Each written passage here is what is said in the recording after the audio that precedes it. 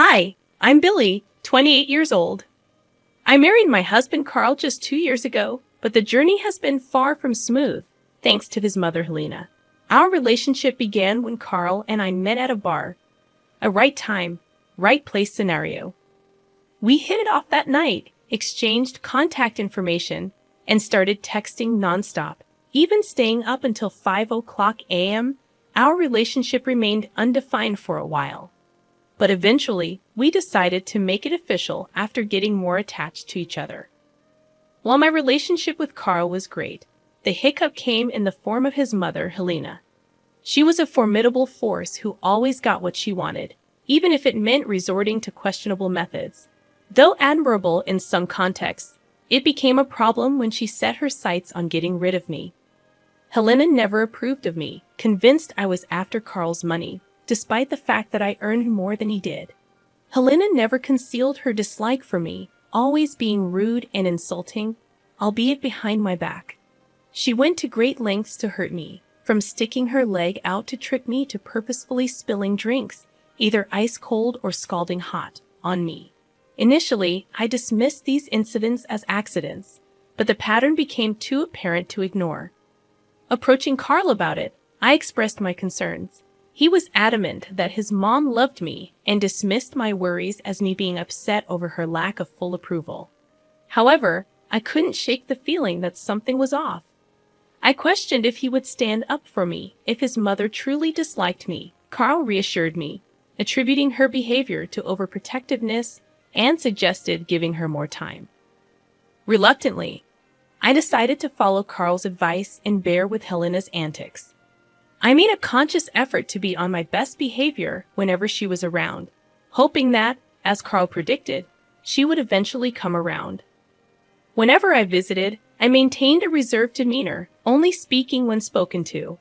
It felt like I was transported back to the 18th century, but I was determined to do whatever it took to win Helena's approval. One day, out of the blue, Helena called me herself, a departure from her usual practice of contacting Carl. My heart raced as I answered the call, unsure of what to expect. "Hey, Helena, everything all right?" I asked, my voice tinged with uncertainty. "Oh yeah, of course. I was just wondering if you're free this weekend," she replied. "Yeah, why?" I replied, trying to hide my surprise. "Great. I was thinking maybe we could go out together," Helena suggested. "Us? As in, you and me," I clarified, taken aback. "Yes, I know I've been tough on you, but I want to make up for it," she explained. "Ah, of course. Where will we be going, and at what time?" I inquired, still trying to process the unexpected invitation. "I was thinking we could grab lunch at 1 in the afternoon at Sant. It's my favorite restaurant of all time," she answered. "Sounds fancy," I remarked, feeling a mixture of nerves and excitement. "Oh, it is. So, you better dress well," she teased. "I will. I'll see you there then," I confirmed before ending the call. I couldn't believe Helena wanted to go out with me. It was strange, but I focused on how my efforts were finally paying off. Despite her previous hostility, she needed time to warm up to me. I shared the news with Carl, who was relieved that the two most important women in his life were finally getting along. As the weekend approached, I eagerly awaited our lunch date, planning my outfit meticulously. When the date arrived, I chose a beautiful pantsuit that Carl assured me Helena would approve of. Upon arriving, Helena scrutinized my attire with a hint of disapproval. Nevertheless, I remained optimistic, grateful that she wasn't berating me for my choice. Once inside the restaurant, we were promptly seated, and our waitress approached. Something about her seemed familiar, and then I saw her name tag, Daisy. It clicked in my brain. Daisy was my childhood best friend. We were inseparable growing up, practically sisters. However, life took us in different directions when her family moved away during 7th grade. Memories flooded back as I recalled our tearful goodbyes and countless sleepovers.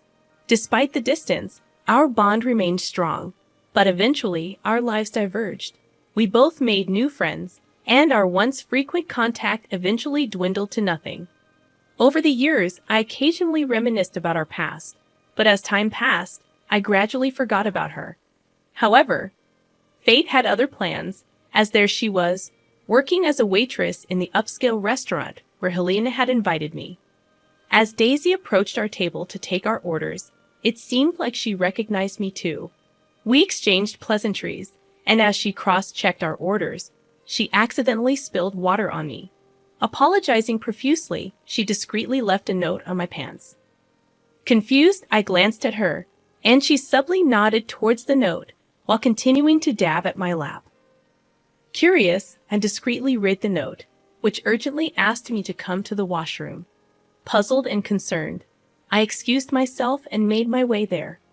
After a brief wait, Daisy walked in, ensuring the stalls were empty before hugging me tightly. Surprised, I reciprocated and greeted her, expressing my delight at seeing her again. As we caught up, Daisy hesitated, indicating that there was something important she needed to tell me. "What's wrong? Is everything okay?" I inquired. "With me, yes, but with you, it's not going to be," Daisy replied, concern etched on her face. She explained that she overheard Helena, who was sitting in front of me, discussing plans to poison her daughter-in-law's food with something she was allergic to. "Holy crap, that's your mother-in-law?" I exclaimed, shocked by the revelation. "Yeah, and I'm pretty sure she was talking about you." "I wanted to be careful about any other woman she might bring here," Daisy clarified. "What in the world are you talking about?" I asked in disbelief. "I overheard her planning to poison her daughter-in-law. I'm warning you just in case." "Run," Daisy urged, her expression grave. "Wait, are you sure it was her?" I questioned. "Hold on," Daisy said, producing a discreetly recorded conversation as evidence. While cleaning their table, I discreetly placed my phone in my shirt pocket, slowing down my cleaning process. Daisy, sensing the urgency, quickly found the video on her phone. As described, the footage revealed Helena and her friend Betty talking disparagingly about me, labeling me a disrespectful daughter-in-law incapable of caring for myself or their son. Helena even boasted about tormenting me to put me in my place, referring to my efforts to gain her approval as pathetic. In the video, Helena outlined her plan to test me by surreptitiously adding finely crushed peanuts to my food, intending to mock my allergy and make a scene. Watching this casual discussion about triggering a potentially life-threatening allergic reaction shook me to my core. Helena clearly identified me as the daughter-in-law she was referring to, and I have a severe allergy that could lead to anaphylaxis. Grateful for Daisy's warning, I thanked her for the heads up. She assured me she was just looking out for another woman and expressed relief that she could help. We exchanged phone numbers, and I informed her that I might use her name as an excuse to leave, to which she agreed. Leaving a generous tip, I returned to our table where Helena was visibly impatient and upset. She remarked on my appearance, accusing me of looking like I'd peed my pants. I explained that the waitress had apologized for the spill, downplaying it as a minor issue. Despite Helena's dismissal of the waitress's courtesy, I used the wet pants as an excuse to leave. Helena insisted that I stay and continue the gathering, but I expressed concern about the cold AC and my discomfort. Apologizing, I stated that I needed to leave immediately to avoid falling ill. Helena, clearly disappointed, tried to guilt me for leaving when she had extended an invitation to know me better. Apologetic yet resolute, I explained it was beyond my control and left, encouraging her to enjoy the rest of her time at the restaurant. After expressing my excuse, I left promptly and drove straight home. However, before reaching home, I made a detour to a gas station where I texted Daisy, urgently requesting the video of Helena discussing her plan. Daisy responded promptly, and armed with the incriminating evidence, I resumed my journey home. Carl's surprise at my early return was evident, considering how excited I had been earlier. Without exchanging words with Carl, I headed straight to the bathroom, craving the cleansing heat of a hot shower. Fearful that Helena might have tainted my clothes or hair with crushed peanuts, I scrubbed myself vigorously, repeating the process 3 times. Once done, I tossed my clothes into the wash and scrubbed my hands clean, Carl observing silently from the corner. When I finished, Carl gently prodded me to share what had transpired. Apologizing for my earlier paranoia, I confessed to encountering a childhood friend who worked as a waitress at the restaurant. Carl, puzzled, listened as I recounted Daisy's warning about Helena's sinister intentions.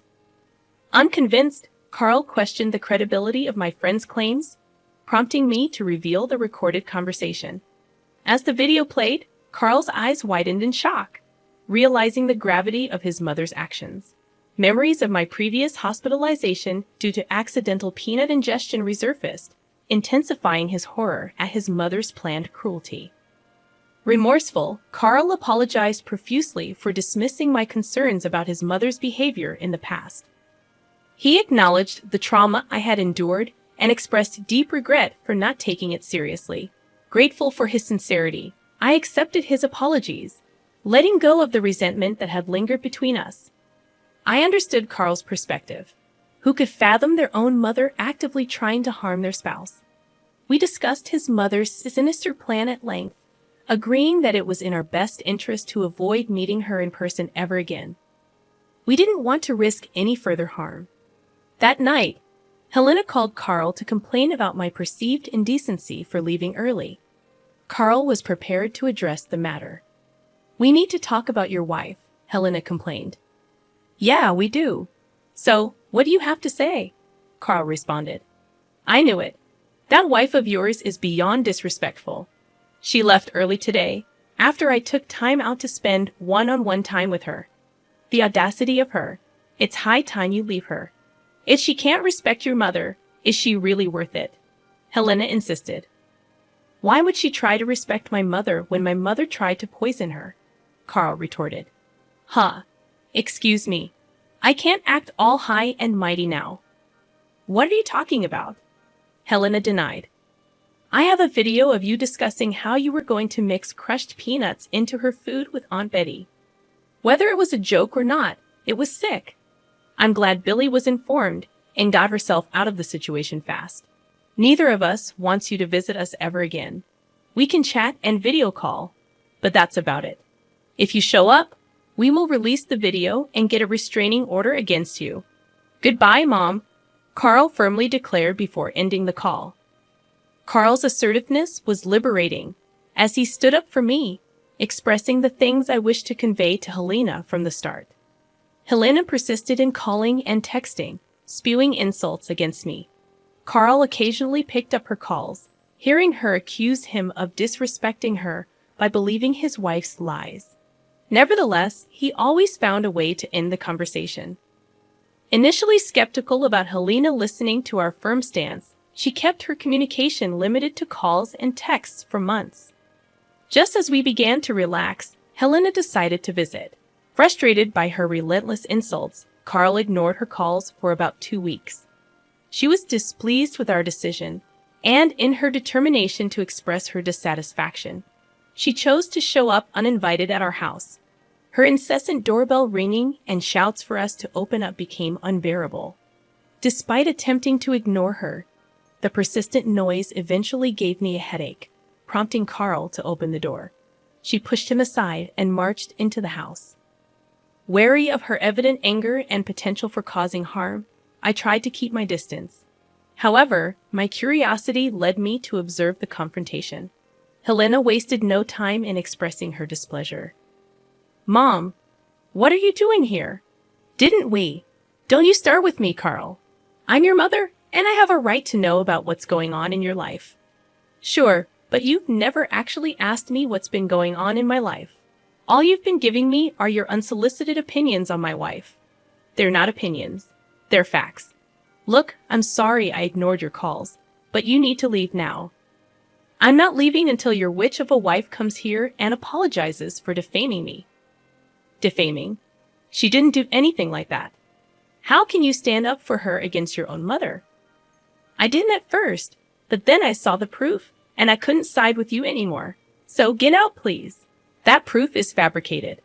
Like I'd ever try to put crushed peanuts in her food.